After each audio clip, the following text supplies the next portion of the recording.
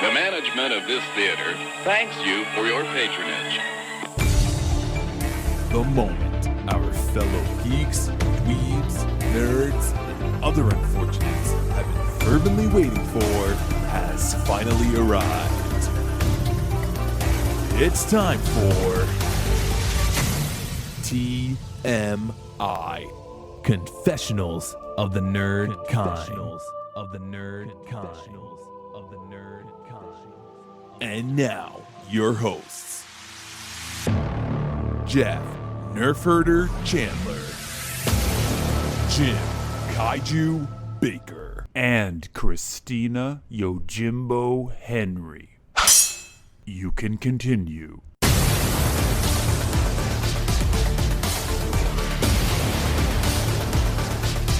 And now, let's get on with the show.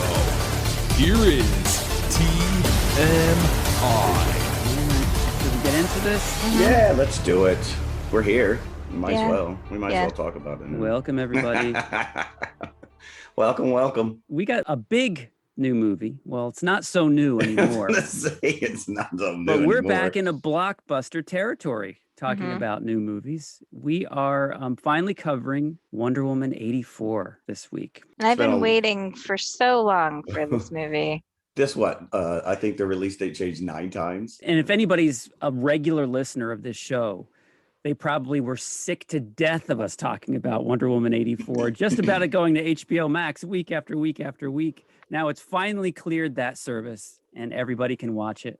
That pays the premium price of $19.99. I paid for it on Amazon. You paid the price, all right. It was $19.99 on iTunes, but like if you think about it, it's still less than 2 people going to the movie Still theater. less, a lot less than 3 people going. Why couldn't they just charge us $19.84?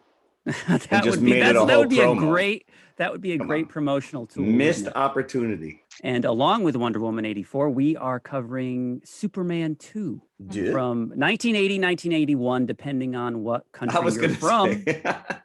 And at the end of the show, we'll be talking again about WandaVision.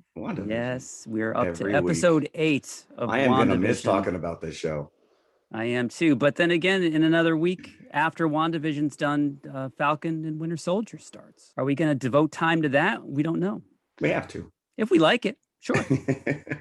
So maybe we'll do add-ons for Falcon and Winter Soldier like we've been doing for WandaVision. Yeah, I think that's cool. So Jeff, what kind of news do we have this week? We don't have a lot of news.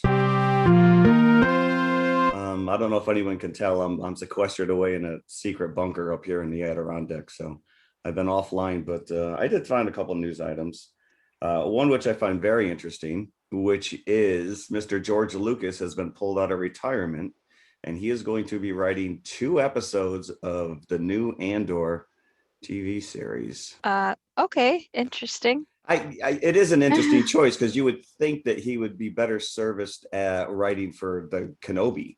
Because this is not his character. Correct. Yeah, because Andor, as we know, is from Rogue One. Yes, and which Lucas had no involvement in. No, this was that was the first out of the gate that Disney created once they purchased Lucasfilm. So I don't know if he's bored. I do know that he was very disappointed, very disillusioned that Disney did not have him with more input with the follow-up sequels that they came out with 7, 8, and 9, because he wrote scripts. He had breakdowns of the story, and they discarded everything that he had created. But maybe he is a fan of Rogue One, because as we have discussed, it is a damn good movie. Yes, it is. Yes, it is. So I found that interesting. So yeah, we'll see. We got a lot more Star Wars come, and Mr. Lucas will be a part of it. Maybe he'll jump on board Mandalorian as well. Maybe, whether that's good or bad, I don't know yet. And the only other news item I have, which is we have finally gotten a title for Spider-Man 3. Do either of you know what it is? It's another play on the word home. Yes, it is. And, if you follow any of these stars on social media, they have thrown numerous red herrings out there and fake names for the last month or so, but this is confirmed. It is Spider-Man No Way Home. So there you go. I'm surprised that you did not mention, given the topic of the day, that a Superman reboot has been announced. That's probably because I didn't hear about it. That once again, sequestered away. I did not hear. I have been offline for 4 days, so I do not know. Well, this is not the Lois and Superman TV show. No. Which No. is something completely different. Again, why? I don't know. All right, so share this because I did not know anything about this. So J.J. Abrams producing. I don't know if he'll direct it or not. And written by Ta-Nehisi Coates, which, if you're not familiar with his work, he's worked on Black Panther. He's worked on Captain America. He's also just a great writer in general. If you've never read the book Between the World and Me, which is his nonfiction book, I feel like it's required reading for every human. He's just a great, great writer. So I think he bring a really interesting, kind of different perspective to the character. Do we know who's actually portraying Superman? We do not. We do not. So it's none of the regular cast of potentials that are out there floating around. Well, if it's a reboot, I'm assuming it's going to be a brand new actor. There's been kind of like maybe Henry Cavill will return, maybe he won't, kind of thing. I'm not attached to him as Superman, so I'm still sad about Brandon Routh. So I mean, as far as I'm concerned, anybody else could come back. And I am still sympathetic to Tom Welling. I was a fan of Smallville, so I liked his work as Clark. Sure, but that was the whole premise of Smallville was the no flights, no tights thing. Yeah. So he never wanted to play Superman. He wanted to play Clark Kent. He may have very well changed his mind since then because I haven't seen him. So he's knocking on their door. Can I come back? And I think that went out the window anyways, right? Didn't by the end of that series he was in tights? I didn't watch the whole thing. I watched like 3 or 4 seasons, and then the Lana Lang drama just got to me, and I gave up. I had enough. Well, listen, to be honest, I was kind of in the same boat. I think I lasted 4 or 5 seasons, but I still liked him. Liked him. Oh no, he was good. He was good in that part. In fact, all the performers were good on that show. I really liked the actor who played Lex Luthor. Yes. Yes. And Annette O'Toole as Mrs. Kent. Yeah. There you go. I say after watching Superman 2 here, we just deep fake Christopher Reeves onto somebody's body and just bring him back. This wouldn't be a show unless I had my own misinformation corner. Yes. And maybe I'll put this out You today. probably need an opening little misinformation. But I did just read an article saying that Henry Cavill is not coming back largely because he refused to cameo in Shazam, that this created bad blood. Although this is the kind of rumor mongering thing that I really doubt is true, but there you have it. It is circulating, that story. I think you're the one who started it. I probably did. On a previous episode. Well, so more information forthcoming. Hope they get it right. We can only hope. Speaking of hope, Wonder Woman 84. Nice transition, Jeff. It's been quite a while. Your expectations have got to been through the roof for this. Well, I don't know if you remember, but way back at the end of 2019, I said fall on your birthday.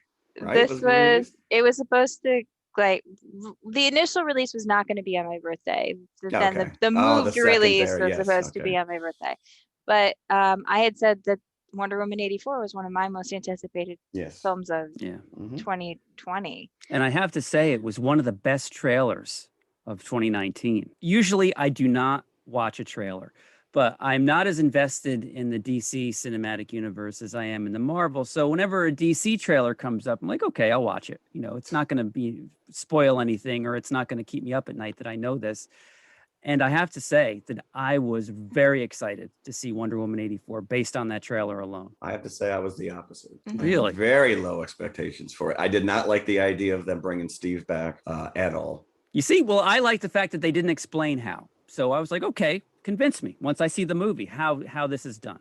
And we'll get into it, but to see whether or not that they did. Yeah, and I thought that the way they put it into the movie worked really well. And weirdly, this film paired very, very well with this week's episode of WandaVision.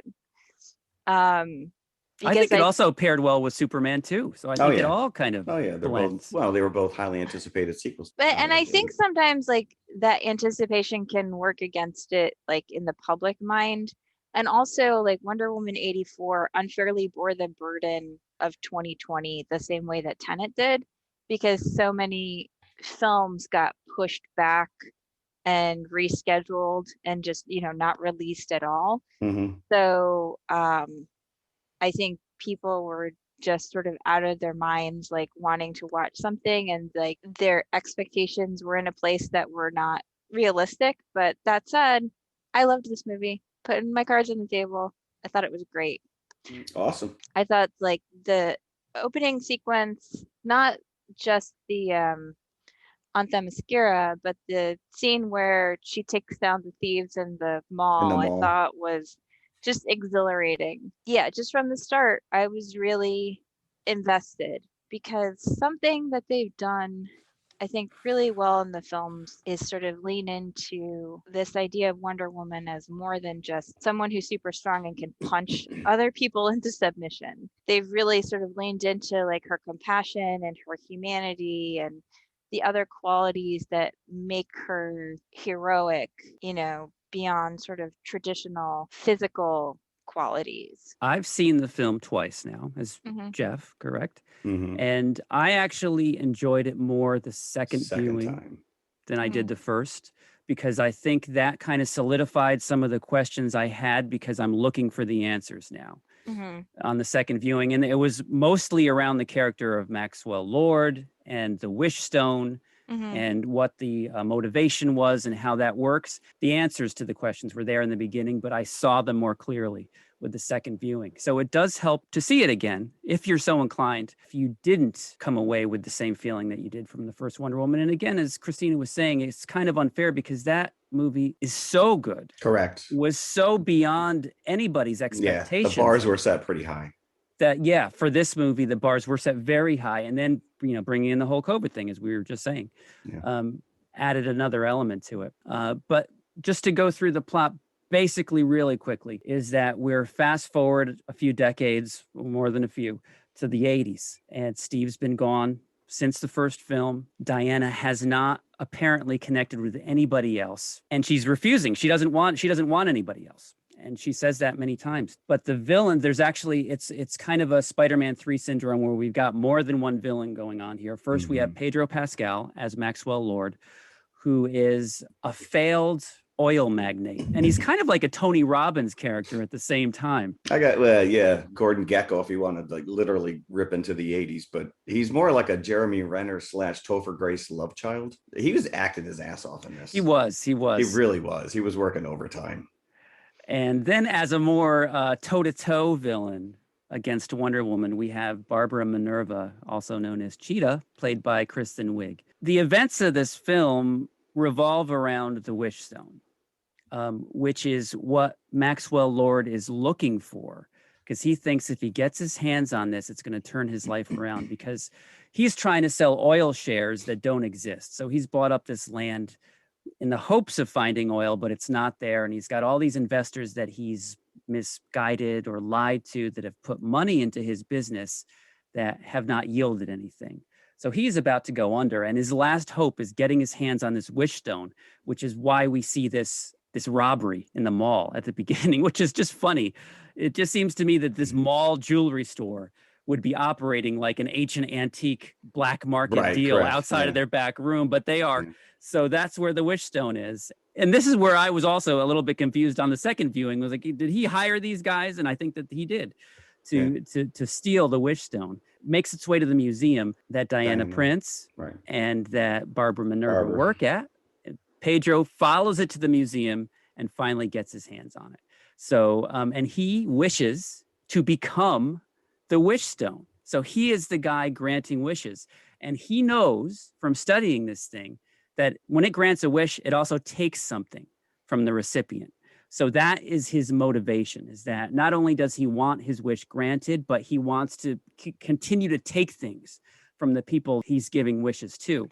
But also he doesn't want to have to give up anything. So like if he wished on the Wish Stone himself, he'd have to give something to the stone. Correct. But if he's the stone, then he doesn't have to give anything. That's what he thinks. But he did actually make a wish to begin with. So he had to give something. Maybe his humanity, his health, because he loses both of those things. So he keeps getting wishes because he's taking things from the people that he's granting wishes to.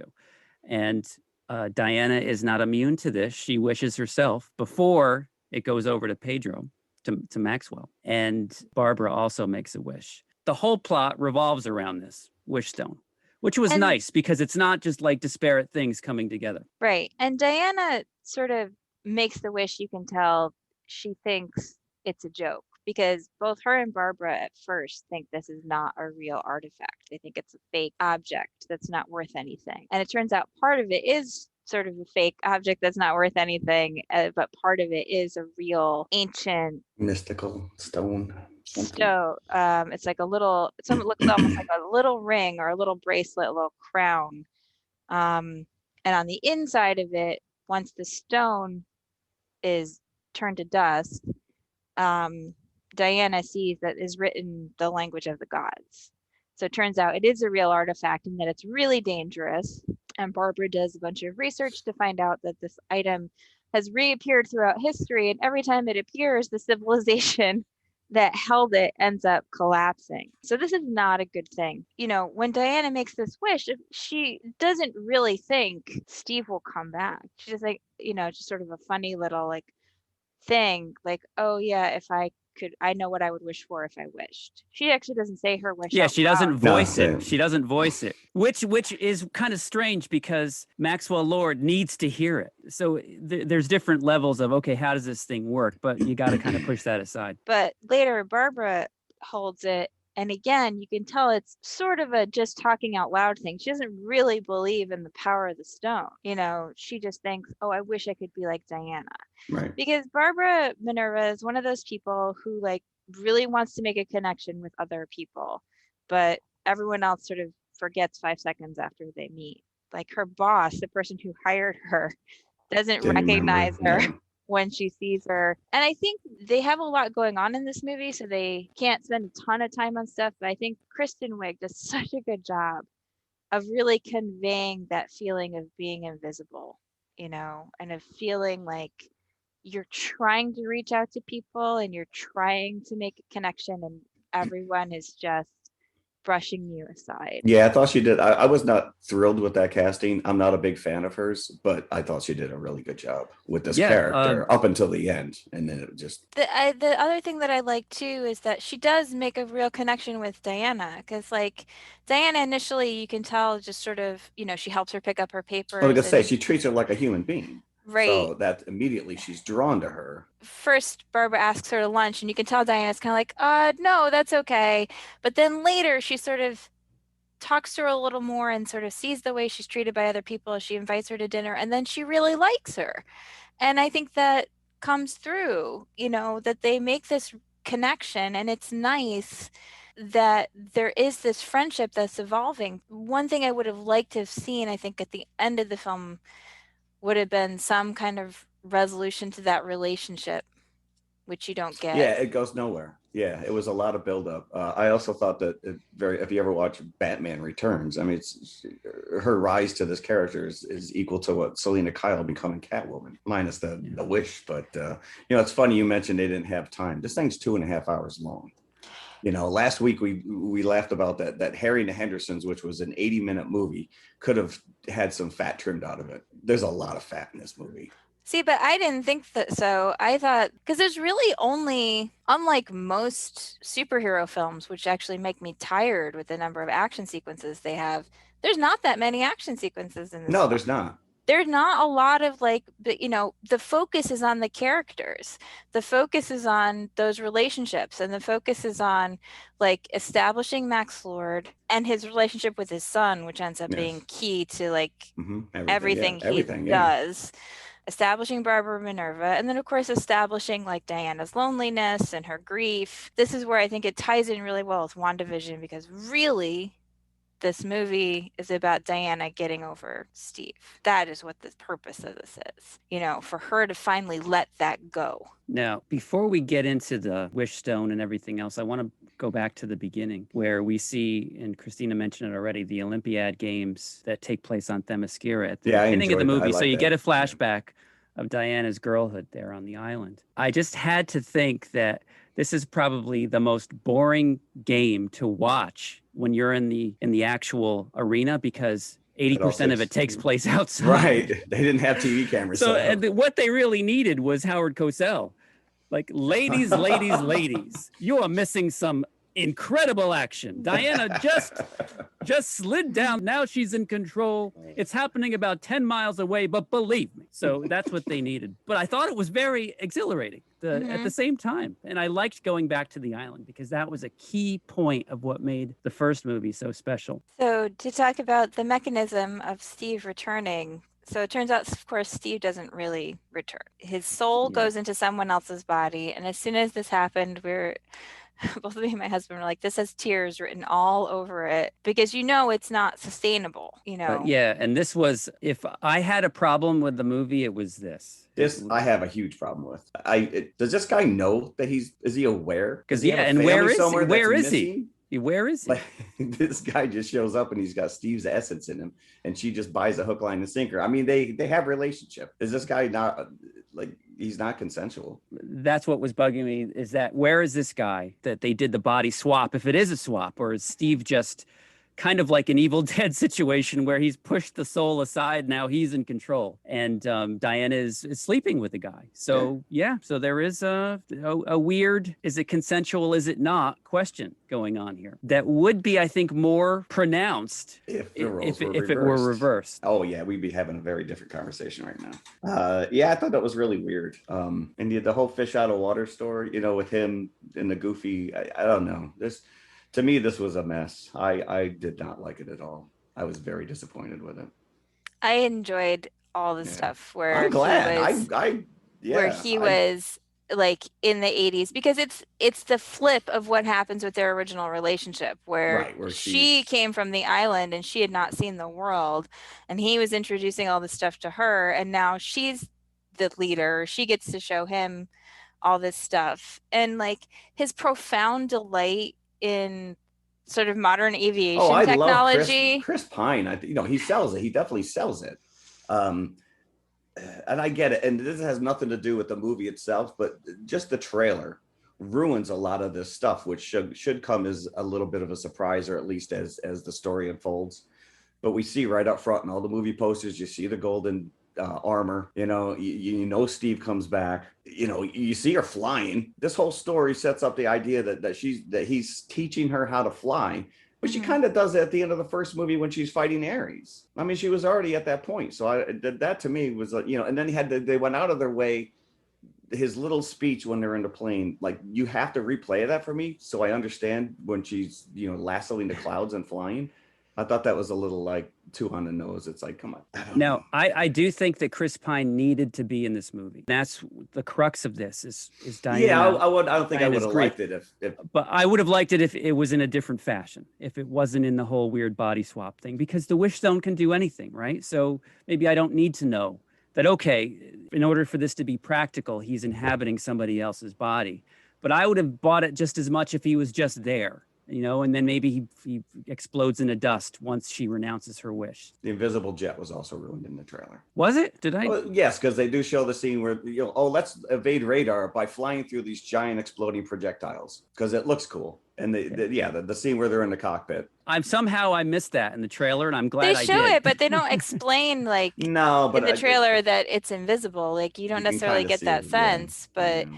I actually liked that because she talked about how she'd been trying to duplicate what Zeus had done, and she had, she'd only done it one time, and it was a coffee cup, and then she lost it. So, I just thought was really. How did she know where she parked that thing, anyways? Well, that's the question. Yeah. Right? But I did get a little bit girlish and giddy when I when the I know, like, right? Because that is the invisible jet. They're going there. They're actually going there. That is their shtick. Jet. Yeah. When they fly through the fireworks, that was. Oh, it is a visually. It's nice. A nice little piece. It's a character moment, but this is a character movie. This is not this is not a like, let's punch things into the mission. I don't think that was movie. My issue. I didn't have any quibbles with. I wanted more action. It just was much. But there's a lot of elements that they have to give time to in order to make them all come together. Because I think one thing that Kristen Wiig does really well is make you feel Barbara's panic at the thought that this power that she's never had could go away. And that is really the thing that breaks her relationship with Diana, because Diana's like, we have to get rid of this object. Everyone who's made a wish has to renounce their wish. And, she renounces her wish. She loses Steve again. It's really sad. But she has to be convinced to do so, which I liked, because when they're talking to that one guy that has the information that, lives next to the record store, and he's got the information on the wish stone, and Barbara's there. And so they're going through and they're seeing that the civilizations past have crumbled, whoever has come into contact with this. And then Diana says, well, we have to destroy him, or do we have to stop him? And she just says, no, because like you were saying, she's got the power. Yeah. And Diana, rather than argue with her, said, no, she's right, because she doesn't want to either. She's got Steve right there, and that was her wish. So let's talk about the wish stone and Barbara in particular, because the monkey's paw is brought up more than once. Yep. In this, because be careful what you wish for. So Barbara wishes to be like Diana before she knows she's Wonder Woman, but she sees Diana as a strong role model type character. So it's interesting that the wish stone grants her the powers, but none of Diana's character. Right. Because that does not translate to Barbara, unfortunately. So all she's got is the power with none of the know-how, and Diana's trying to tell her this. And so I thought that was an interesting facet of the wish stone. She's definitely losing her humanity, personality. Right. What made her likable in the beginning of the movie is gone. Right. The power starts to go to her head, and then it's the same thing that happens with Max Lord, where the power starts to go to his head, and it becomes, maintaining the power becomes a preoccupation. At the beginning, Max has this very humiliating scene where one of the investors comes into his office and sort of berates him in front of his son and says he's a loser. And he tells his son, Alistair, you're going to be so proud to be my son. So his whole motivation is to become a great man, he thinks, so that he can give everything to his child, but then because he becomes so preoccupied with his power and maintaining his power, and as he says, having more, he starts to lose his son, because he doesn't have time for him now. And all his son wants is to be with him. The same thing kind of happens with Barbara, where you see her at the beginning, like she brings a meal to a homeless man who's sleeping on a bench. And the way they speak, it's like this is something that she does regularly. Right. And then later she kicks the crap out of a guy who tried to assault her earlier. But she really beats him, like, to the point where he's half dead. I'd like to know what that guy's profession is. Is like his office the park bench, and he just goes there to berate people? Business. That's how he gets paid. I'm a harassment 101. Yeah. Right, yeah.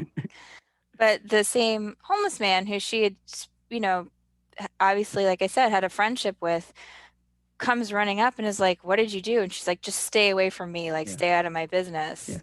I share a cube with this guy. What did you do? It was interesting. You're talking about Maxwell Lord's son, Alistair. Max Lord says that he wants to be great. And Alistair says, I wish that for you. And I thought when I first saw this, how is that going to play out? But it doesn't. Not in any way that's overt in any way. Because I thought that maybe that was his saving grace, is when his son made that wish for him. But it didn't really play out. So I was disappointed with that aspect. Well, he says he wishes greatness for him, and he does achieve greatness. He does achieve greatness, but he also achieves kind of debaggery as well. He excelled at that. He did excel at that. I did like the end because it was his son brought him back to everything else. Because the wish, and this wasn't really made clear as well, like how much of Maxwell Lord was there at the end and how much was the wish stone. Because the wish stone is kind of meant to be, when they were going through the history of it, kind of like an evil entity in itself.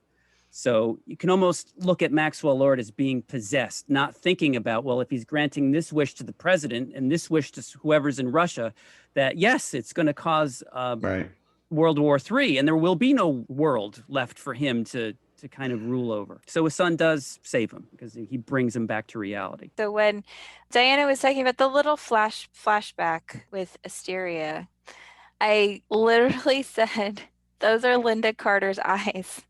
You called it? Uh-huh. Wow. Because Because she's such a great kid. That was my favorite part of the whole movie. because She shows up. so I am very attached to Wonder Woman. I was a huge Wonder Woman fan when I was a kid.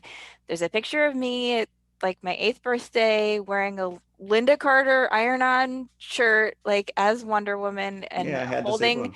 holding a Wonder Woman cake that my mom made for me. And I knew that was her, but I didn't expect the little scene at Cameo the at the end. end. That was Yeah. really nice. There's a picture that we have of my wife holding her Wonder Woman action figure when she was 7 or 8 years old, of obviously Linda Carter. Yeah, so I thought that was nice. It was like a little nice tie-in. But, ultimately, like, again, like this movie isn't about like having a big, punching fight with the big bad, because in the first movie, Diana kind of she saves the world because of the power of her love, right? The power of her compassion. And this, she saves it because of the power of truth, the truth is that like your wishes won't necessarily make your life better, and your wishes won't necessarily improve things around you, because the things that people want are so venal. The president wants more nuclear weapons. Like, this is what he wants. This is his This is what wish. most presidents probably want. Yeah. More And was weapons. he playing Reagan? Do you think? That was my take. Well, Yeah. 80s it had to have been. Yeah. Or, were they just doing creative license, and this wasn't, any president that we know Yeah, of? I think they probably was trying to get as close to him without actually saying it was him. Right. You know. And, we haven't talked about the Cheetah character. We've talked about Barbara, but we haven't talked about Cheetah. Now, this is also was iffy for me because she wasn't really given any indication that she was a great lover of cats or why she wanted to be a living she grabbed a fur coat cheetah. at one point. I think there was No, she does say at one point, "Oh, those shoes are cool. I Yeah. want to be a living embodiment of those shoes." Yeah. So It's all it takes. the end fight was a bit too CG. Anticlimactic. I enjoyed the fight better when Barbara was herself. Yes. I thought that was much more investing than the fight with Cheetah at the end. I don't think she needed to become Cheetah. I think she should have I stayed agree. Barbara. Yeah. But the interesting thing about that fight is you can tell throughout that Diana's trying not to hurt her. Oh yeah, absolutely. But let me put on the armor so I can kick her ass. That armor didn't do much either. Yeah, the armor was more of a destroyed. detriment to her than it was. No, those than it would have wings. been if she wasn't That's wearing not very. The difference in the fight is so clear because Barbara's trying to hurt Diana, trying to like pound out this person who keeps saying like you can't keep this ability, and Diana's trying not to hurt her because she sees somewhere in there that person that she became friends with, and that was, like I said, one thing I wish that there had been some resolution. We sort of saw Diana coming back to Barbara in some way, because Wonder Woman's superpower is her compassion, and it would have been nice to see her come back to that. I agree. And how many times did she get shot? I think, was it 3 times altogether? I'm like, how many times are they going to shoot this poor girl before she heals? But what was great was on the second viewing, before they actually spell out for you that the Wish Stone takes as much as it gives, like when you're getting clues that there's something wrong or something off about her, like back to where she can't open the lock right away. And then they make a joke, strong lock. Like, no, that's not it at all. It's because because of the Wish Stone. If we're ready at this point, I didn't like it that much on the first viewing. I liked it better second viewing. I'm right in the middle. I didn't love it, didn't hate it. I enjoyed it. So I'm going to give it 3 buckets. Which is pretty fair for you. Yeah, I did enjoy it a little bit better on the second viewing. Like you said, sometimes things make a little more sense, but I'll go 2.5. So I'm going to say 4. Because it was not as great as the first one, obviously, but I still liked it a lot, and I'm still happy to see this character. And for me, it's still better than like 17 of the Marvel movies. In a way, though, there's almost nothing. They would have had to really fall down on the job for me to not like this movie, because I think Gal Gadot is really good Wonder Woman. Oh, she's fantastic. You still the camera loves her. You still can't take your eyes off her. Because I love the relationship with her and Steve, and because I like things that are more focused on characters, and like there's just a lot for me to like in this movie. And I was very invested in kind of the emotional journey of all the characters. And then, to get the little Linda Carter thing at the end was really nice. Yeah. As hysteria. Do you know I read that Godot only made $300,000 for the first movie? Mm-hmm. That's like nothing. I mean, I get it that she had the part before because she was in Batman versus Superman, right? But still, I mean, she did make $10 million on this one. So good for her. Oh, that's good. And I think she had an executive producer or at least a producer credit. She had a producer credit. Yeah. Interesting tidbit is that Pedro Pascal starred in the TV pilot. I saw that. I didn't even know 2011. I didn't even know that. You didn't know that? Really? No, I don't remember them coming out with a Wonder Woman TV show. It was supposed to be David Kelly was going to produce it, right? I believe so. I think that's correct. Yes. And I remember seeing some early shots of the Wonder Woman in the pilot, and there was like this huge outcry because she was wearing pants. She was a Wonder Woman with pants. Oh no. And everyone was very upset by the idea that she might have tights on instead of a skirt. So meanwhile, her outfit has changed numerous times over the years in the comics. Right. And I'm sure she's probably had tights or pants at some point. It's true. She has. You can't wear a skirt every day. Believe me. And we talked a lot leading up to the release on HBO Max of Wonder Woman about the money and what Warner Brothers stood to gain or lose by releasing this streaming as well as in theaters. I read somewhere that they needed to make $500 million in order to break even. The budget was 200, but I guess if you factor in advertising and everything else, right, it's only made 159 million so far. And that's with streaming and everything else. So will this make them reconsider their decision of putting everything out that they've got on HBO Max? I'm talking about Warner Brothers. Don't know. It's too early to tell. Yeah, it is too early to tell. I mean, I think that if it had been released in theaters, it would have made that amount of money because if theaters were open, yeah, it would have been released worldwide. And there are enough fans of the first movie that people would have come back. Yeah. I mean, I definitely would have loved to have seen this on the big screen. Yeah. And I think that it would have done really, really well. If it had, that's why I was shocked that they were doing this, because I was like, they're just leaving money on the table. Yeah, I don't think I knew what to do. So let us leave 1984 and go a few years back to 1981. With Superman 2. But first, we'll go to the concession stand as always. We'll be right back. See what I get from the refreshment counter. Oh, boy, popcorn and candy bars and ice cream and, oh, boy, sparkling ice-cold Coca-Cola. Oh, boy, that tastes good. Have you been to the refreshment counter? Remember, your favorite snack will taste especially good with world-famous ice-cold Coca-Cola. Fresh candies, the flavors you love. Assorted drinks, your favorite beverages. Hot coffee. Hot dogs the way you like them. Ice cream smoothly delicious.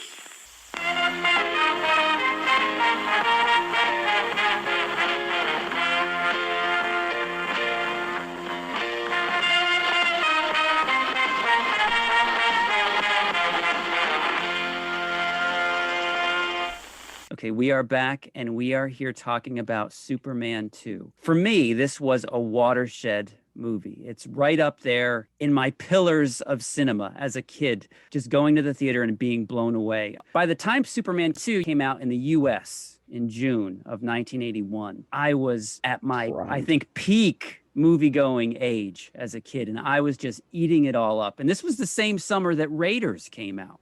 So this was a huge summer. It's true. Obviously, the plot of Superman 2 was teased in the first Superman because in the opening scene, you see these three characters of General Zod, Ursa, and Non be imprisoned by Jor-El. This is before all the insanity happens on Krypton. Just in time, too. Just in time, they get off just before Kal-El does. I guess they're terrorists, for lack of a better term, on Krypton. And they don't really know what to do with people like this. They don't have a lot of criminals, I don't think, on the planet Krypton. So they are banished to the Phantom Zone. And I thought that was a Supertramp album cover. And don't you think Zod and his buddies are laughing when they're still alive and the planet's gone boom? Well, maybe they They're don't like- know. I really think that they really have no concern other than please get in your corner of the Phantom Zone. You are Yeah. really You're- pissing me off now, Yeah. General Zod. Imagine being stuck with those other two if you're any of I always those called three. him Nod.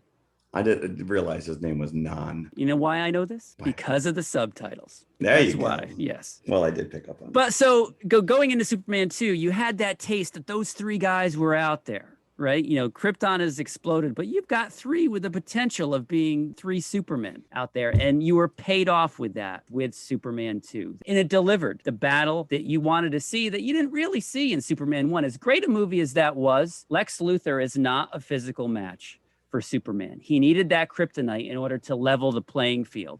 And then it was basically Superman against the nuclear missiles and Superman against the passage of time at the end of the first Superman. But you never really had a nice battle between Superman and a like-powered being, which you got in Superman 2. And I loved it. I was on the edge of my seat as a 10-year-old the entire time, and I bought the entire thing. But don't you think it's weird the way Zod is immediately like, it's the sun, or, affecting our molecular absolutely. density? Yeah. I mean, like, that is not the first thought that would occur Right, to me, but You know, he is a smart guy.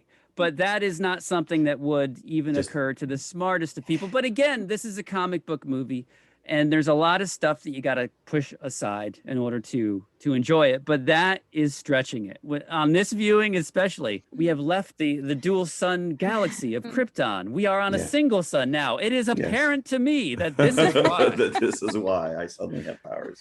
And apparently they can breathe in space. So can Superman. Because Oh, it yeah. seemed like That's they're just a given. speaking no problem and breathing while they're in space. What they're taking in, I don't know. But it is funny how during that moon scene, how the one astronaut is trying to run away in slow motion Oh from yeah, Ursa. she just like walks. Yeah. I never saw this in the theater, but You this never was- saw this in the No, I theater? did not see this Really? in the theater. No. And you're a few years older than me. Yeah, How no. is that possible? Because I told you that, until I was old enough to like go to the drive-in, we didn't really, my mom took me to go see a couple Disney movies or whatever. Raiders I did go see in the theater with my buddy Kevin and my brother, but I did not see it. This was something I watched probably a year or so later on HBO. me too. Yeah. Which was every time it was on. If I was at my grandfather's house, I watched it. And I remember for some reason that this was a huge trailer. I went to the movies often with my dad, and this trailer I probably saw at least 10 times before I saw Superman 2. So I was really primed to see it. And, we'll get into it a little bit later, but obviously there's a lot of controversy around the making of Superman 2. It was originally filmed concurrently with Superman 1 by Richard Donner. He was helming both as director. And the film schedule was from March 77 to October 78 when they stopped filming to focus on refining the first Superman before its release in December of 78. So they took a break. Donner had filmed 75% of the footage for Superman 2. But then there was some friction between him and the producers, the Salkinds, and he was fired. And then the second unit director, Richard Lester, who had directed Hard Day's Night, Help, The Three Musketeers, The Four Musketeers for the Salkinds, came on as director. But what's funny is that if this would have happened today to a big budget sequel, we would have known about it in real time.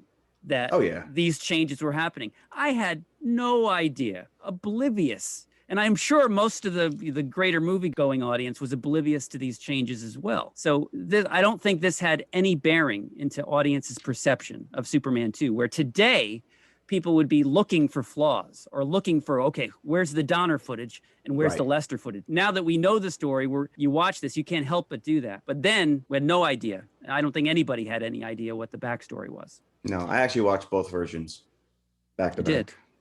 One day after the other, just to see what the differences were. Because when you watch the Donner cut, they tell you straight up that some of the scenes that they inserted were just they were like test screens, so it's not super fluid. And so this scene where in Niagara Falls in Superman 2, when Lois, she's testing her theory if Clark is actually Superman, And what tips it is when he trips and falls into the fireplace and doesn't Right. burn his hand, which goes right in the fire. But in this test footage, she actually shoots him. Right, correct. And that's what they put into the Donner cut, even though it doesn't really match the footage that you've seen in the Lester cut. And she didn't shoot him. It was a blank. It was a blank. But Really?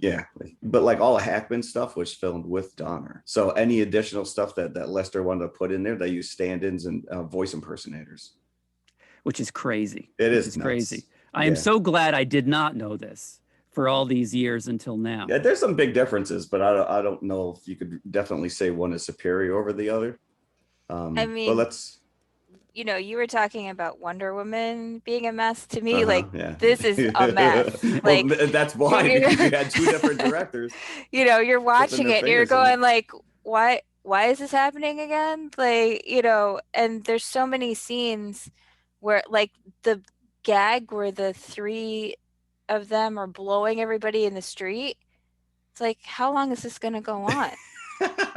Like how many scenes do you need to see of people like rolling over themselves in the street? By the time the 80s came in, I would think that the roller skating craze was done. Yet there's still there's one. There's a big close up of one guy that's being blown away backwards on his roller skates. No, roller skating was a thing for a pretty long time. Because we had roller skate parties in the 80s in my school. Most of my birthday parties that I went to in the 80s were roller skating parties. Yeah, but this guy was not a 10-year-old. He was like a 40-year-old with sequins. I'm like, I don't know if you saw that in the 80s, and maybe you did at Studio 54 in 1978, but you can still I don't know about 1981. The beach in California. So one of the big things that was reshot was the opening, which was the terrorists on the Eiffel Tower. One of them I noticed was Uncle Vernon from the Harry Potter films. He is unmistakable, also from Sleepy Hollow, I should point out. So this is the catalyst which releases the three villains from the Phantom Zone, because the terrorists have a hydrogen bomb on the top of the Eiffel Tower. And Lois, trying to get her Nobel Prize, attaches herself to the bottom of the elevator after the terrorists let down the tourists and they release all the tourists. They still have the bomb, so they figure that they are golden. Superman shows up. He knows the bomb is on the elevator. He wasn't told this, so I'm assuming because of his X-ray vision, he knows this. Lois gets off. He sends the elevator into space, and it explodes a safe distance away from Earth, but a not so safe distance from the Phantom Zone. They just happen to be floating by. The reverberations explode the Phantom Zone, and you know that this is the only way that they could have been released, because a little bit later, Susanna York, playing Superman's mother in the Fortress of Solitude, tells him the only way the Phantom Zone can be destroyed is by a nuclear explosion in space. How convenient. And you can almost see him going, don't! There are a lot of like Deus Ex Machina plot points in this. Well, again, none of that exists in the Donner cut. That whole Eiffel Tower sequence, it does not exist. And all of the Susanna York stuff is replaced with Marlon Brando. But correct me if I'm wrong, in the Donner cut, it was one of the nuclear missiles from the end of the first movie. Yes, that correct. Releases. That's exactly, yes. So it's still that point is still made he didn't like bring it home and be like, son, this is the only, like, they don't even mention him. yeah, just like if Steve hadn't been brought in another person's body, I would have been okay if they didn't explain that to me, that the only way that they could have been released was by a nuclear explosion. I would have also taken an asteroid. An asteroid would have done it for me too. But they arrive on Earth after they kill some astronauts on the moon. Our three villains arrive on Earth in some podunk town. I think they filmed in Idaho, was what I read. But apparently the children all have English accents, because the one kid that's reading a comic book, please let my daddy down, sir. He's been transplanted from Oliver. Now he's in this little town. But this is where General Zod and Ursa and Non are filmed for the first time. So their devastation of this little town is being broadcast throughout the world. But where is Superman? He's making lovey-dovey with Lois Lane in the Fortress of Solitude. So he has no idea that this is going on. And this is after Lois has discovered that Clark is Superman and he doesn't want to hide it anymore. So as a kid, I'm like, this is what messing with girls does to you, Clark. Right. Yes. As a kid, I was outraged by this. Meanwhile, but they were in the honeymoon capital of the world. You were already in Niagara Falls. You should have just stayed there. But I do have to ask, do they still have vibrating beds there? I'm asking for a friend. I could not speak to that. Yeah, no, he takes her up to the Fortress of Solitude. Yes, he does. Shows her his place. He introduces her to Mom. This is a little bit iffy as well, this scene, because apparently they cannot consummate their relationship unless he gives up his powers. Because you'll notice that the first thing that they do afterwards, well, do they have dinner first or do they wait? They do have dinner. They have dinner yeah. first, but he does brings wine her and right dine to her a little his, bit. his silver inflatable hammock or whatever that thing the is. aluminum foil bed.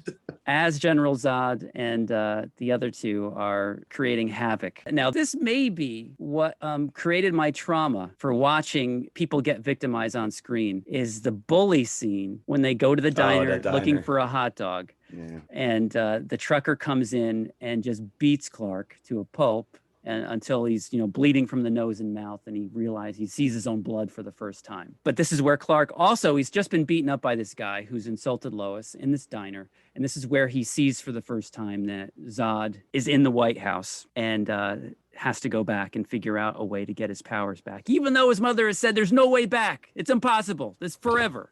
And wouldn't you think that through a little bit more, before he made that decision? I know, right? Because the thing is that, right, he's so willing to give up for Lois, and it's like, but she loves Superman, not Clark Kent. You're giving up the thing that is so obvious as well, that she has no interest in Clark whatsoever. No. And you know what? Even at the tender age of 13, I'd never bought her as a love interest. Well, but the bigger thing is it's just a dumb rule. Why does he have to give up his powers? Right. Who says you're dead, Mom? I know. Well, this hologram of my parents. Is she in physical harm if they consummated while he was Superman? That's why he probably had to settle. He should have just been with Wonder Woman. Now, we've seen Mallrats, right? We know what Jason Lee said. What did he say, Jim? I'm not going to repeat that. This is a family podcast. That is a rated R movie. Yes. Go watch that movie. You forgot to mention that we got a John Ratzenberger cameo. Yes. Was that him? That's him. I was wondering that when I heard that voice. Yep, that is. This is not a Pixar film. What is he doing here? I know. He was laying the groundwork years later. He was making a paycheck. That's what he was doing. So Clark, I don't know how many miles away the diner was from the Fortress of Solitude, but Clark has to foot it back to the Fortress of Solitude as a regular human. He somehow survives. Yeah. This is like a bigger journey than George Clooney made a few weeks ago. He makes it back, and then he finds that one green crystal that Lois put her bag down on. And apparently this is the thing that holds the key to his powers. So convenient. Very convenient. Back. But meanwhile, he was human for 10 minutes. That was it. And he didn't like it. No, he didn't like it at all. Welcome to our world, Soups. As that first taste of blood, he's like, I am out of here. Did Lois ever get her cheeseburger with everything on it, though? I doubt it. And apparently she took the car as well to get back to Metropolis. Yeah, he just hoofed it. But, as much as we make fun of this, I love it. I love this movie. And I have to say, because there's so much where you just see Zod having his way with everyone. And he is one of the most hated characters for me personally ever to be put on screen. I love Terrence Stamp as Zod, and I hate Zod, and that is a testament to Terrence Stamp. And he is so haughty, and he's kneel before Zod. The scene with the president is a great scene. It's so tense when they finally make it into the Oval Office, and the one patsy that they have that kneels, saying, "This is not the president. A man who leads so many would not kneel so easily." And then the president comes out and kneels immediately. Yeah, exactly. No, yeah, okay. There's one line actually he has when the president says, "There is one man who will never kneel before you." Yeah. Who is this imbecile? Right. Where is he? I love that. So the fact when Zod is in the Daily Planet and he's knocked out Perry White and they've got Lois Lane, finally, you are pent up as a viewer. You want to see this guy get punched in the face. And I'm talking about Zod. You've been wanting this for 2 hours. Finally, Superman shows up, and that line where he says, General Zod, would you like to step outside? That is one of the high points, I think, of cinema for me. I just felt like a kid again when I saw that scene. And he flies up to the window with his arms folded. Yep. It's like, yeah, it's going to go down now. And I feel that even though I've seen this a million times, I think that every single time that this scene comes up. This whole fight sequence is very iconic. It is dated. You watch it now. Oh, it's very dated. It is very dated. And the product placement is just out of control. Marlboro paid them, I think, like $43,000. Which is crazy. Can you imagine today a Marlboro ad this is a kid's movie? Still, even though it was 1980, that is questionable to have. Well, not only that, I mean, Lois was chain smoking pretty much through the whole thing. Probably because of Marlboro's involvement in this movie. Oh, right? yeah, absolutely. Have somebody smoking in the movie. Right, okay, correct. Lois. She did smoke in the first one too. Yeah, she did. Yeah, I don't, this is kind of like, even like we just talked about the cheetah and the fight at the end doesn't really pay off. Like he dispatches these guys pretty easily once he gets them back into the Fortress of Solitude. Like they just fall down into the basement. Yeah, so you don't know if they're alive or dead. All right, well, that wrapped that up. But before we get there, let's just talk about some of the moments in the fight. Scene where Superman and Non are going at it under the ground. And you can, as a kid, I was so disappointed that they didn't show any of it. Right? Like you can only imagine what's going on when you see the manholes fly, the covers fly off, and then finally Non comes out of the ground, and that is one of the nicer effects when you see him flying through the floors of the building. It doesn't just seem like it's somebody swinging back and forth on a wire like it is when Superman kicks Zod. Just terrible. It's just terrible.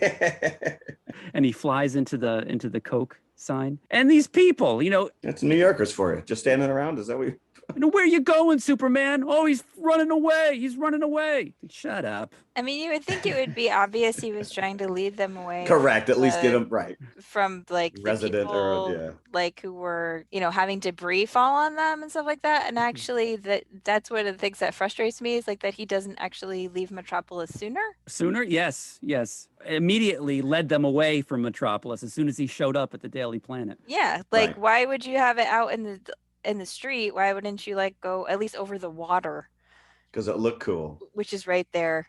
He wants to show off, right? Because everybody's been asking, where's Superman? So this actually raises a good point that I was going to bring up, that watching this movie now kind of reveals that Christopher Reeve's Superman was not the milquetoast Wonder Bread that I remember him as, because he's got a lot of very human qualities in this. The almost pettiness that he has to go back and beat up that bully that embarrassed him earlier. He was like a mean drunk. Which I thought was a great scene. Don't get me wrong. As a kid, being traumatized by seeing Superman beaten up by this, generic bully, I needed to see that as a kid. I needed to see that guy get his comeuppance. But still, it is not a very Superman thing to do. So there's been a lot of talk about the end of Man of Steel and Henry Cavill killing Zod by breaking his neck. And we don't know if Christopher Reeve did the same thing to Zod at the end of this movie. He could very well be dead at the bottom of the Fortress of Solitude. So I think that maybe was an unfair assessment of the end of Man of Steel. Who knows? But yes, as we were saying, eventually Superman leads them away. Lex Luthor knows where he's going because with Miss Taskmacher earlier, they found the Fortress of Solitude. And in the Donner cut, she also found his bathroom. Oh, she did. So she was able to go to the bathroom. Yes, you hear it flush. That's we had to put that back into the. I wonder if he has a bidet as well. But they make it to the Fortress of Solitude, and this is where Superman has done some mojo with his chamber, where he's switched it out. So if he puts in that crystal again, the powers are going to get robbed of whoever is standing outside the chamber. But before that, we see a few hints of Superman's power that we've never seen before or since. Firstly, they're doing like a vanishing game. Superman creates many dummy versions of himself until he actually grabs Zod in a headlock. And it looks like to me that he's going to break his neck right there if they didn't grab Lois. And then there's the other scene where he takes the S off of his chest. Yeah, the cellophane S. And throws it at Non, which kind of just stuns him for a second. And it's actually a really funny scene because it's almost eye-rolling when Christopher Reeve says, psst, psst, to Lex Luthor. Right. It's like, make sure they go into the chamber over there. Well played. It's going to take away their power. Oh, shh, here they come. Shh. Superman has thought out that Luthor cannot resist double-crossing him. So he lets them know, don't go in that chamber. That's going to take away your powers if you do. So they all stay outside. He goes in. But interestingly enough, it does not do the skin skeleton stripping job that it did on him earlier. It's just kind of a red light show outside. And then another great moment is when Zod says, now, finally, like with rolling his eyes. He doesn't even say kneel. He just puts his hand and he goes down. And Superman does. Grabs his hand and crushes his hand. And then you hear the swell of the music, picks him up and throws him in the basement. We didn't even talk about Johnny Williams' score on this because it is But it's not John Williams' score, though. That's the thing. It's just his theme. Someone else did the score for the rest of the movie. Still, that theme. Yeah, it's a great theme. But yeah, someone else actually does the rest of the music for the film. What's unique about that theme in particular is when it's almost like a musical vocal. When you hear the music go, dun, da, da, Superman. That's what I hear in my head every time I hear it. No, I'll not ever hear that ever. You never heard that I before? I guess I never picked up on that. Yeah, you'll Music never by unhear it again. Ken Thorne. Zod gets his hand crushed, gets thrown into the basement. Non tries to fly away and just ends up falling himself. And then Lois gets her moment and hits Ursa, and Ursa goes tumbling down. Yeah. So yes. None of those silly powers show up in the Donner Cup, by the way. Really? None of the disappearing. No, none of the foil S, all that crap. And the Statue of Liberty, the torch gets taken out in the fight sequence. Yeah. I saw that scene, and that wasn't much better than the Zod going into the Coke thing. No, and he reverses time again. Well, because it was originally, it was not supposed to be the end of the first film. Yeah, right. Which begs the question, do you guys know what was the original end of the first film? If it wasn't going to be reversing time. I don't know. No idea. No. I don't know. I don't know. So originally, the end of Superman 2 was to have Superman reverse time so Lois forgets that Clark is Superman. But in this version, since they've already used that trick for Superman 1, Clark plants a magic kiss on Lois, which makes her forget, which was interesting to read that this is actually done in the comics, that he has used a magic kiss in the comics, and that so it has a basis from the comic books. But it's you're still like, what just happened? Yeah, like, I know. Why does this work? Does he have some Kryptonian lip balm on? And more importantly, it's not really clear like why they have to break up. Right. You're sitting there going like, why is she crying? Like, why is she so upset? Like, they could, she's like, do you know how hard it would be to like be in the office and pretend not to be in love with you? Like Lois and Clark could date. His Clark personality could date, and then they wouldn't have to pretend. Okay. And it wouldn't be like an issue of Spider-Man trying to protect his loved ones, because as we know, Lex Luthor, the whole world already knows that Superman gives Lois Lane the scoops. Right. She doesn't know that he's Clark Kent. So that aspect is also out the window. So yeah, they could have continued, I think. Right. So it just is bewildering that this even has to happen. Like, this is one of the things where just the last like 30, 40 minutes, just you feel like you're jumping from like non sequitur to non sequitur. You're like, wait, what's happening now? Like, why has this decision been made? Like, and then you get to the end and you're like, oh, okay, he magically kissed her memory away. Yeah. What? But then we get the scene, in the diners. And Jeff, I would like to ask you, if you could, to design a t-shirt that says, "That's funny. I've never seen garbage eat garbage before." Great. He was thinking about that the entire way up there. What kind of comeback line? Yeah, what am I going to say? What am I going to say? Garbage eat garbage. That's it. Garbage eat garbage. Twirls him around, and then he wipes the counter with his butt and sends him into the pinball machine. And then he apologizes to the president for messing around with those girls. He's like, "I'm sorry. I let you down. It won't happen again." He doesn't do that in the Donner Cut. He does not go back to the White House. He doesn't go back to the White House, really? No. As I've said before, I always love to use the podcast as an opportunity to show my son films that maybe he wouldn't be interested in watching on his own. But nope, I've got to watch it for the podcast. You're watching it with me. And? So he watched Superman 2. He didn't see the first half because we had watched it the previous night, and he saw the second half from where Clark lost his powers to the end. And it was funny because he asks me after the bully scene, and as Clark is walking back to the Fortress of Solitude, it kind of is an insight into, I think, public perception of Marvel versus DC. He asked me, "Who is this guy?" Not Superman, but Clark Kent. I'm Clark like, Kent. that's Clark Kent. That's like, Peter Parker and Spider-Man, Clark Kent, Superman. That's his secret identity. So I guess, he really didn't have much interest in DC outside of Teen Titans. So he didn't really know the backstory of Superman. I guess he just thought he was Superman all the time. So I do a little primer. I pause. I'm like, okay, Clark Kent is a journalist. This is his secret identity. He is actually Superman. And as you've seen, he's lost his power now for his girlfriend, Lois Lane, and now he's got to get it back, and he's going back to the Fortress of Solitude. So he was good after that. So I was watching his face as we were watching the movie, and, he was hitting on he was laughing at all the funny parts. And it was so gratifying when Superman kneels before Zod and crushes his hand. Yeah. Big smile across his face. That's right. Now you're going to take it.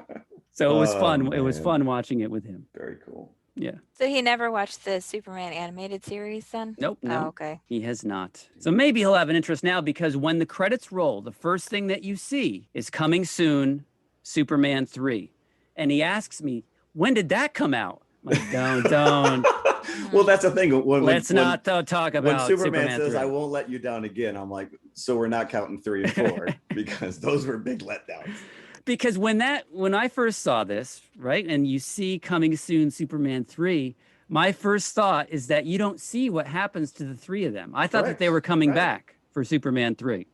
And it would have been a much better movie if they did. Wow. I don't want to turn this into a discussion about Superman 3, but yeah. I got 2 words for you. Richard Pryor. Yeah, there's a reason when they made Superman Returns that they picked up from the end of this and not 3 and 4. It's funny you mentioned that this, you saw the trailer for this numerous times. This was the first commercial that ever aired on MTV. Really? That's what my sources tell me. Wow. Interesting. So there you go. Yeah, and as we were saying, the backstory is just fascinating if you dig into it at all. And because you really also have to suggest consider that when ABC ran this on regular television, they must have used some footage from the Donner cut that we didn't see until years later. Yeah, I read that they did, because I think they added 24 minutes to the ABC version to pad it out to 3 hours, and, with commercials. One of the things that I think that was the final straw between Donner and the Salkinds is that Brando sued after the release of Superman 1 because he said that he didn't get all the royalties that he was due from the box office of Superman 1. So that was eventually thrown out because Brando said in his suit that he refused to have his image used in the sequel unless he got his royalties. And the judge threw out that portion of his suit. They settled with Brando, but because they had such a bad taste in their mouth, they just reshot. They cut him out anyway. And they said, well, it would make more sense if the mom were talking to Clark about, finding this girl and wanting to give up his powers. It would make more sense if she talked to him about that than Marlon Brando. So let's make this creative decision.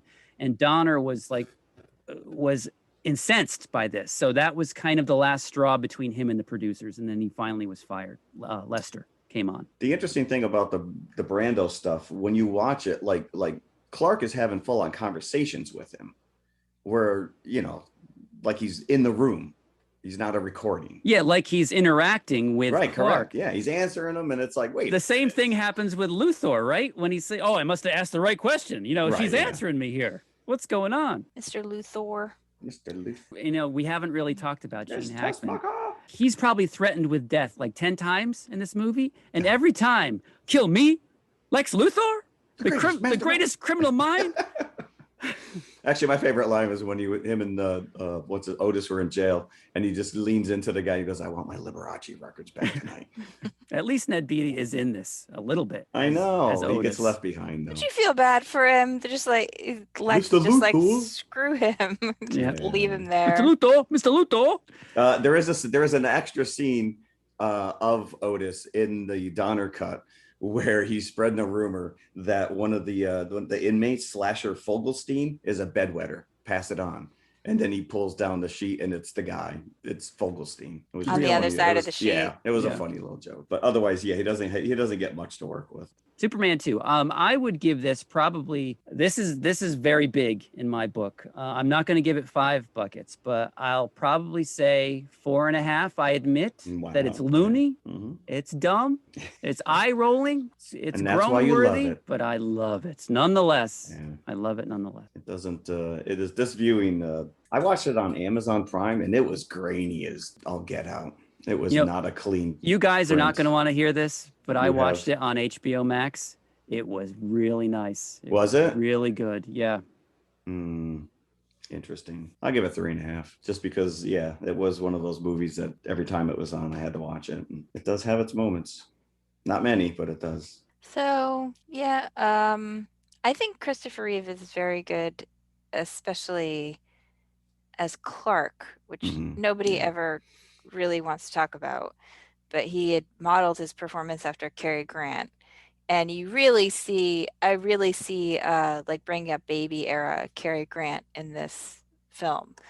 I think he's really good, but other than that, like I could leave this movie. I love Superman as a character, but I feel like he's not been done well, generally.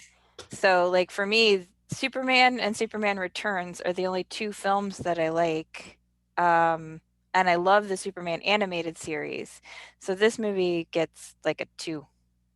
I just don't feel that he's been well served, the character's been well served by the plots of a lot of these films. You're right. You're absolutely right. Yeah, and I think part of it is the fact is he's so powerful. He's so good and virtuous, right? There's not He's a a Boy lot Scout, that you can right. throw at him, or make him interesting or to bring him down. I think this movie attempts to do that when they take away his powers.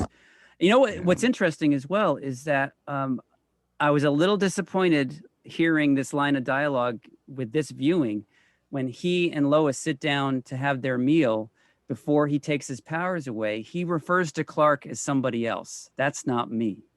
And I was a little disappointed, being a nerd at heart. Like, But as you were explaining to your son, that is his secret identity. That's a cover. But at the same time, Peter Parker is Peter Parker. He's Peter not Parker is Spider-Man. Peter Parker. But he also acquired Clark. He grew up as Clark Kent. Is somebody else from before then, but he grew up on the farm. He's Clark. I agree. Are his parents. Yeah, you know what? And I think that like Clark is his real self, and I think that when you lean into that, that's when you really have like a good, well-rounded Superman. Because what makes Superman great, again, kind of talking like about Wonder Woman, is like his compassion for people. It's not that he's the strongest person in the world, it's that he had this foundation of love, which came from growing up on the farm with 2 parents who loved him and like tried to give him like this moral center. And again, like even just his origin story is a foundation of love, because his parents loved him so much that they sent him away from this planet that was exploding. They didn't even save themselves. Good luck, kid.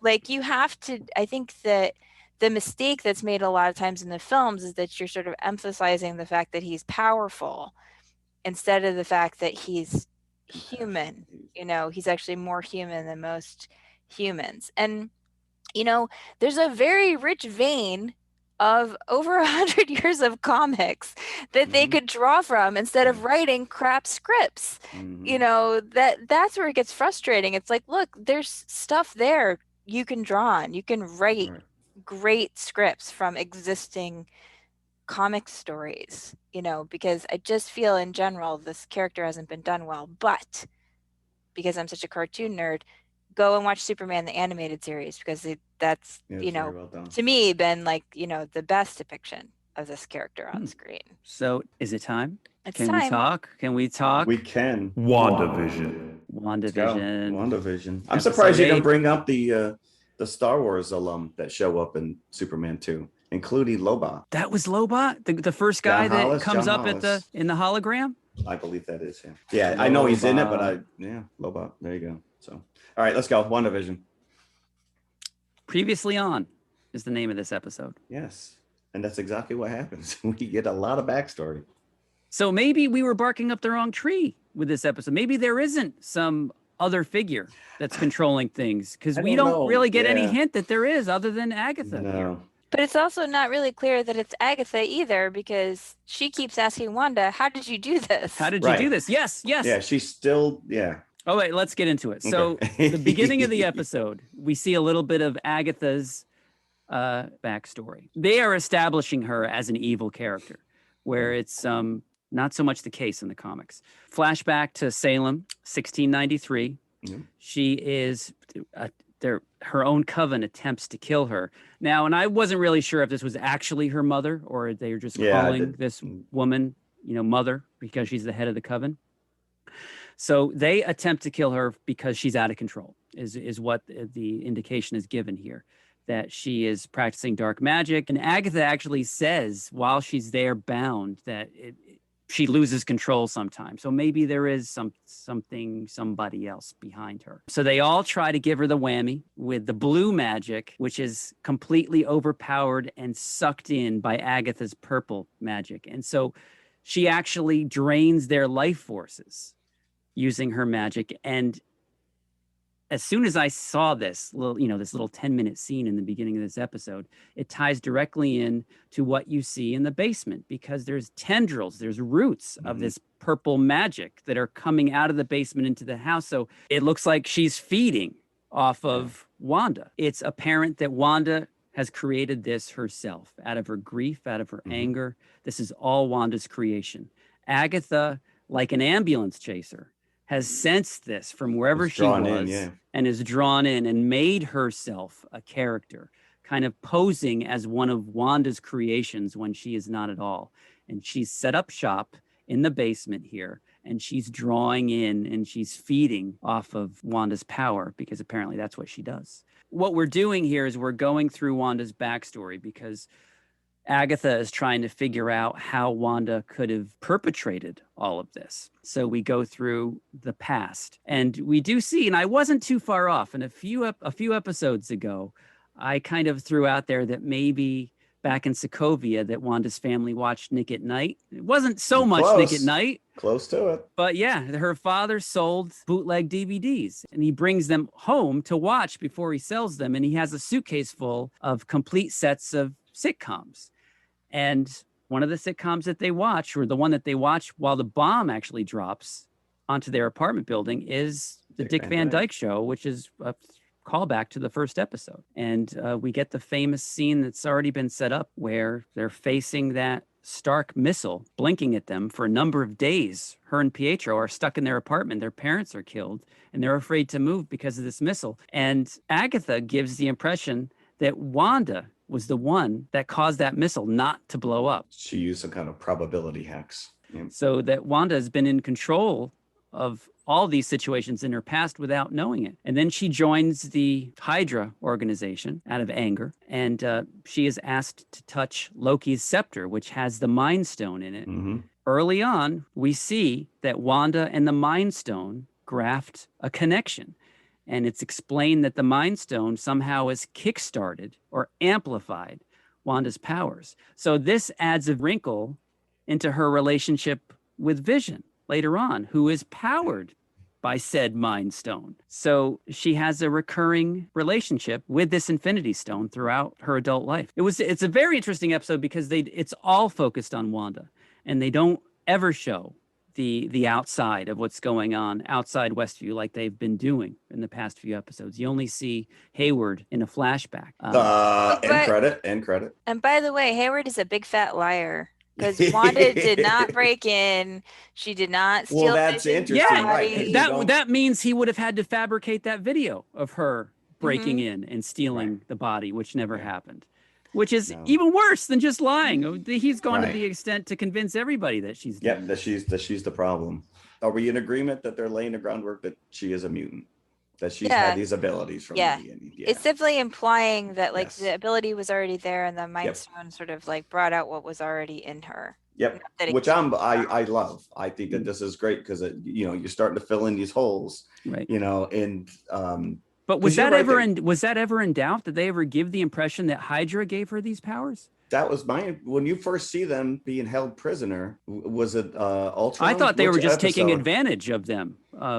You got the they could impression do. that somehow that these powers had been created or I don't That know. they were experimented on. And Yeah, that correct. they- I mean, I have to go back and rewatch all of those in order to tell you. But you're right there with Agatha, because she's like at one point. Is that Sparky? Is Sparky back? Sparky. She brought Sparky back. Wanda says, "Who are you?" And Agatha's like, "Who are you? You know, like who are you? Like what is going on here?" The reveal at the end when you see Wanda create Westview, like she drives through. Like that place was a dump. She did it a favor. She did. Yeah, everybody was more depressed before they became part of Wanda's show. She actually goes to Sword and she sees Vision's body dismembered there. And Hayward actually allows her to break the window and go down and, and see what they're doing to him. And she accepts it. As Christina said, she did not break in. She did not steal Vision's body. She leaves it there. She leaves the premises because all she wanted to do was go there and bury his body. Hayward won't let her because there's however $1 billion worth of vibranium tied up in his body. And the Avengers allowed this, right? So they apparently don't have any problem with somebody coming and taking Vision's body either. So she leaves, gets in a very sensible car, by the way. And, and leaves Sword headquarters. And you see an envelope on her front seat. And this is the deed to land that Vision was planning on building their house in this town of Westview. Did you see the address? What was the address? Sherwood Drive. Really? Yeah. Because the other interesting thing is that, you go back and you talk about the fact that they were watching reruns, Dick Van Dyke. And at one point when she's with Hydra, she's in her cell and she's watching Brady Bunch. And the interaction between Bobby and Cindy, and Bobby is giving her grief. It's just a doll. And she was talking about her little doll or whatever. But I got the impression that you could also play that up that, Vision's not real. He's just a fabricated construct. No, he's a doll. And yeah, that Sherwood was kind of what happens, though, is that he is formed out of her, right. Just like the rest of the town, the house and everything else. He's a part of her that she's, like made and maybe from her memories of him or whatever, but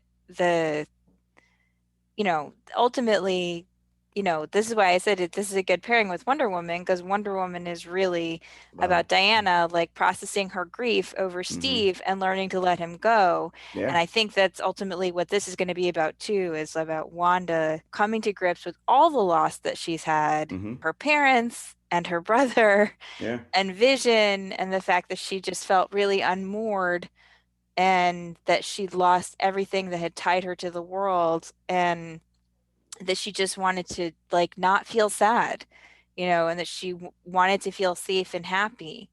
And this is what came of it. The scene as well, when her power explodes and she creates Westview. And then after she does, she creates Vision, was kind of telling, because suddenly her red magic, her red aura is replaced by a yellow aura. So is she an embodiment somehow of the Mind Stone? Of the Mind Stone. Yeah. Because the Vision that we know from this show is not the stolen body. It's her creation, but it's from, at the same time, the Mind Stone. So how real is he? So this really begs the question, like, what the hell is Hayward doing? Because he claimed, the speculation that Monica, who, by the way, we still don't know what happened with her and Pietro outside. Right. We never found that out. But like, Snooper's gonna snoop. That's right. That Monica and Darcy and Wu were speculating that Hayward wants to get in there so he can get Vision back, because he claimed that Wanda stole him. Right. And that he wants his weapon back. So he knows that Wanda didn't steal the body. Right. What is he doing? What is his motivation here? It is interesting. Good question. Maybe he's not who we think he is. Once the reveal is made, at the end, the post-credit sequence, that he is working on White Vision, it's explained that what he needed in order to do this was a taste of Wanda's own ability, which I gather that he got from that drone. They were draining it, But that's all he needed. I can't imagine that would have had that much of Wanda's power still in it, but... Right. And you just don't understand, though, like, what is exactly is he trying to Like, what is his end game? Well, I guess we got Here. one more episode to figure this out. There's an awful lot to figure out in I like know. 45 minutes or whatever, Yeah. because there's like many dangling threads. And this, again, comes to the question of like, how much rollover will there be between the various shows? Like, will stuff that's sort of hanging out there be sent into the plot somehow of Falcon and the Winter Soldier, or will it just be left out there for like a season 2? Or will it just go into Doctor Strange and that's Right, which the end is- of it? Because now I'm thinking there's one episode left. We have not gotten this tease cameo. So now I'm heartbreakingly thinking less and less that it's going to be Captain America. And it's all, for me, all roads are pointing to Doctor Strange himself, which is not going to be that big of a surprise. Correct. But at the end, we see the two kids being bound by the neck by Agatha. And she's finally in her, something that looks similar to her comics outfit, right?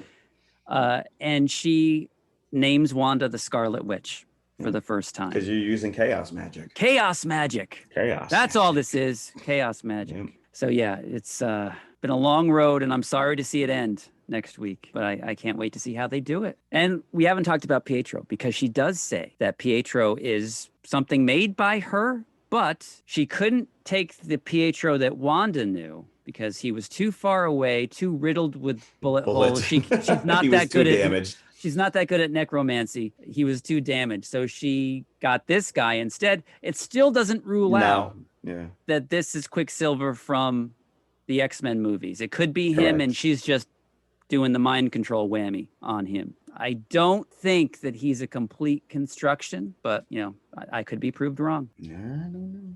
We'll know next week. We will. So what else are we doing next week? Next week is another new feature, right? Yes. Yes, a big one. A big It one. is. I'm very excited for this one. Raya and the Last Dragon. So if you're able to watch WandaVision, you've got Disney Plus, so you can watch this right along with us. A new animated Disney film. And alongside Raya and the Last Dragon, we are covering another animated film, classic from the early 80s, as Superman 2 was, The Last Unicorn. Clever. We're very clever. Yeah, on you that see one. that? You see that? Last. Just to give our listeners an insight into our thought process, we debated many times about which element of the title we were going to drag. Well, it was going to be the dragon aspect of it, or The last aspect of it, or maybe should it be animated? Should it be live action?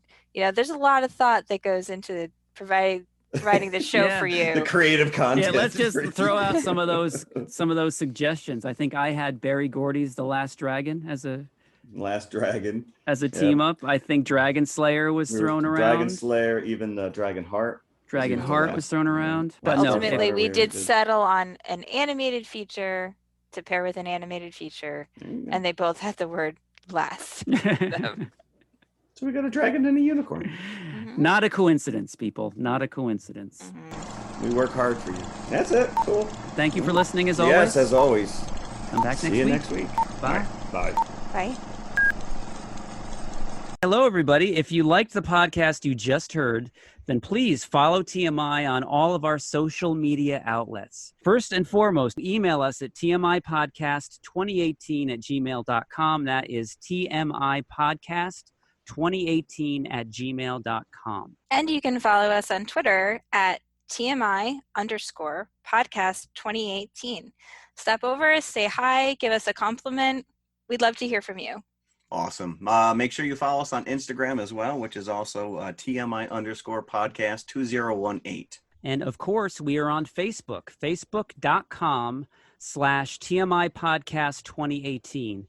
And it should be noted, we also have a community page, so join the forum. And if you like to watch YouTube, you can see us at TMI Podcast 2018, all one word. Look for the popcorn bucket. Popcorn bucket. Or you could just go to our website, which has every link there, TMIConfessionalspodcast.com. And we'll see you at the concession stand. We'll save some popcorn for you. Believe me. What?